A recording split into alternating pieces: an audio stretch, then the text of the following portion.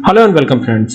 जैसा कि जानते हैं कि HTML में और CSS में जब आप कोडिंग स्टार्ट करते हैं तो बेहद बेसिक जो स्टेप्स हैं वो किस तरीके से काम करती हैं, मैंने आपको एक वीडियो में समझाया था और भी वीडियोस उस पर आती रहती हैं।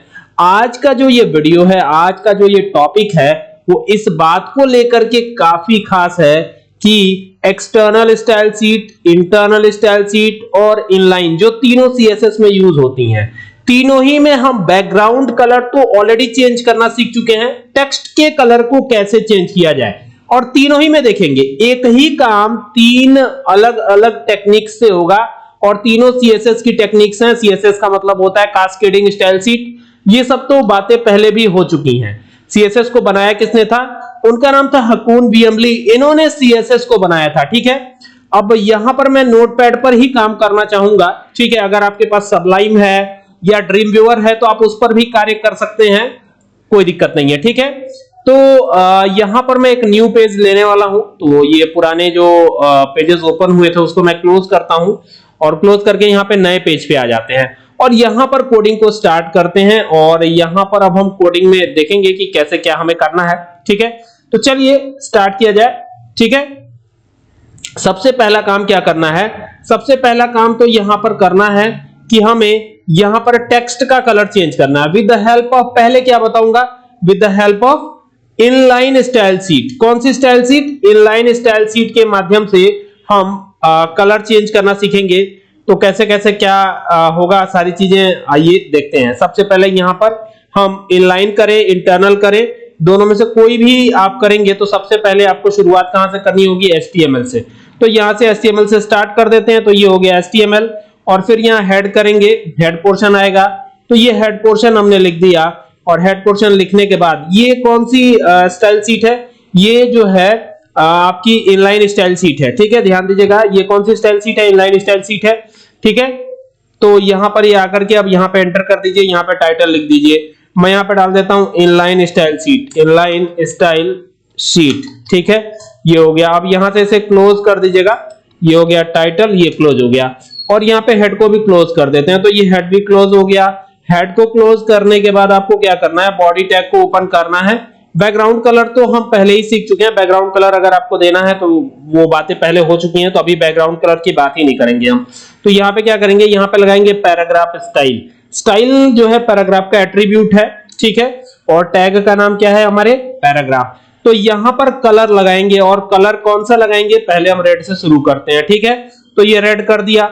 अगर आप ये चाहते हैं कि यहां पर फॉन्ट की साइज भी इसमें जो है इंक्लूड हो जाए, यानी फॉन्ट की साइज भी इसमें बड़ी होती रहे, ये भी अगर आप चाहते हैं तो ये भी लगा सकते हैं, आगे फॉन्ट साइज दे सकते हैं। ठीक है, लेकिन फिलहाल ये वीडियो केवल और केवल टेक्स्ट का कलर चेंज करने के लिए है। तो यहां पर अब मैं लिख देने वाला हूं वेलकम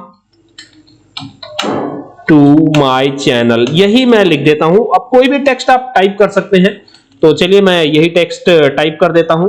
तो ये हो गया। और यहां पर किसको क्लोज करना है? क्या पैराग्राफ टैग क्लोज होता है?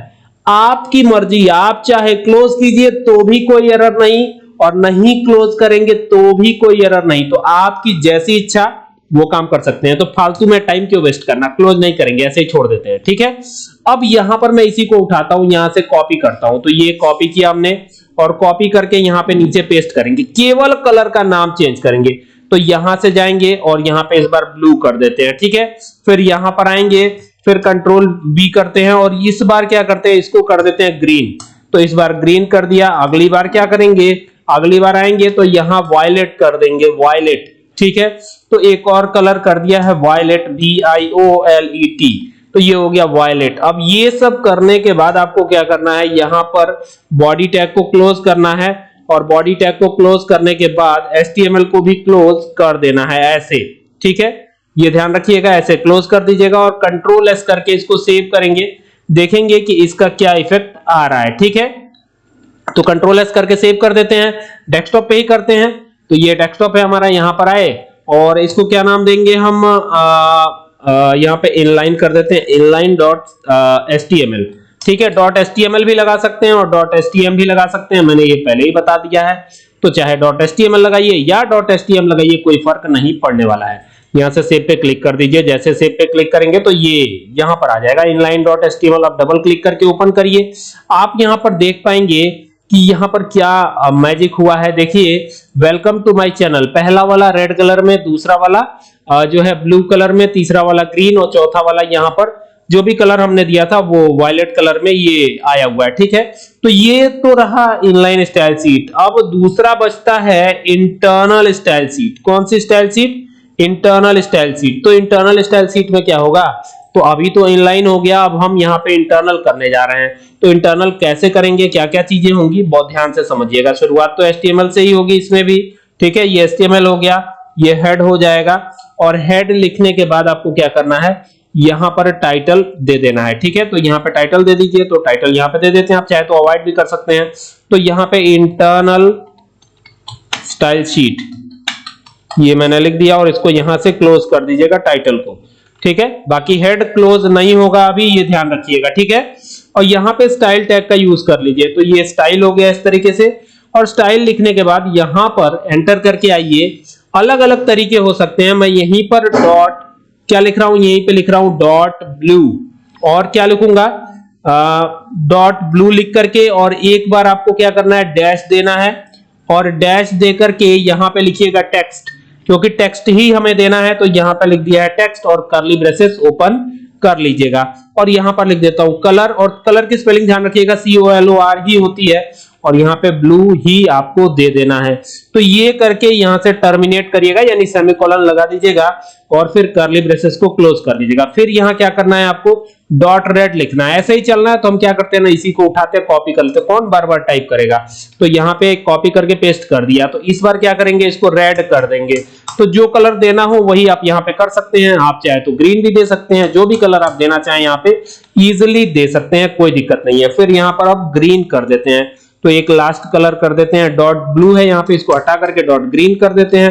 ठीक है, तो ये थोड़ा आसानी हो जाता है कॉपी पेस्ट करना। ठीक है, तो यहाँ पे अब ग्रीन कर देते हैं। तो ये GREEN ये ग्रीन हो गया। तो यानी 3 कलर हमने दे दिए हैं। ठीक है, अब क्या करना है, यहाँ पर टर्मिनेशन दे ही दिया और कर्ली ब्रेसेस क्लोज हो ही गया। यहाँ पर एंटर करिए और स्टाइल टैग को आप क्लोज कर डालिए, क्योंकि स्टाइल टैग का काम खत्म। ठीक है, तो क्लोज हो गया स्टाइल टैग। और स्टाइल टैग को क्लोज करके अब यहां पर हेड को क्लोज करना है। इनलाइन में आपने देखा हेड पहले नहीं क्लोज हो रहा था, इंटरनल में पहले ही क्लोज हो जा रहा है। और अब यहां बॉडी टैग लगा लीजिए, ये लगा लिया बॉडी टैग। ठीक है, अब एंटर करिए। ठीक है, बॉडी टैग लगा करके अब एंटर करिए नीचे। अब आपको यहां क्या करना है, यहां पे पैराग्राफ के लिए क्लास बना लेते हैं। तो ये लिख दिया paragraph class is equal to, पहला क्या है, पहला है ब्लू टेक्स्ट। तो यहां पे ब्लू दे दीजिए। ठीक है, ब्लू दे करके और ऐसे डैश कर दीजिए टेक्स्ट, TEXT। ठीक है, तो ये हो गया ब्लू टेक्स्ट। और ब्लू टेक्स्ट दे करके इसको बंद करिएगा ऐसे।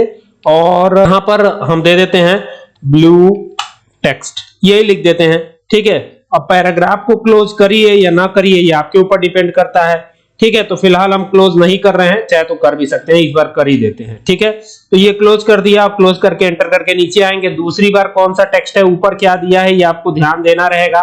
ठीक है, तो यहां पर आते हैं, यहां पर कंट्रोल भी करते हैं तो पेस्ट हो जाएगा। तो यहां पर इस बार रेड टेक्स्ट कर देते हैं, RED रेड। और यहां जो लिखा हुआ है इसको भी चेंज कर देते हैं।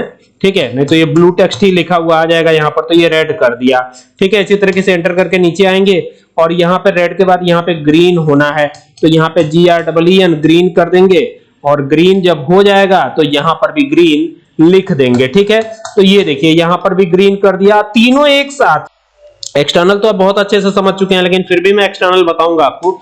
ये हो गया और अब तीनों हो गया है। ठीक है, अब तीनों जब हो जाए तो क्या करना है, बॉडी को और HTML को क्लोज कर देना है। तो ये हो गया बॉडी और ये हो गया HTML। कहीं दूसरे पेज की कोडिंग हो ही नहीं रही है, ना ही इंटरनल स्टाइल शीट में और ना ही इनलाइन स्टाइल शीट में। कंट्रोल S करिए, इसको सेव करना है। तो इसे मैं इंटरनल के ही नाम से सेव कर देता हूं, .htm लगाता हूं। इस बार मैंने बताया था ना अभी कि .htm लगाइए या .html लगाइए, बात बराबर है। अब इसको सेव कर दिया। तो इस बार इंटरनल लिखा है हमने। तो अभी देखते हैं इंटरनल कहां आया, ये रहा। डबल क्लिक कर कलर।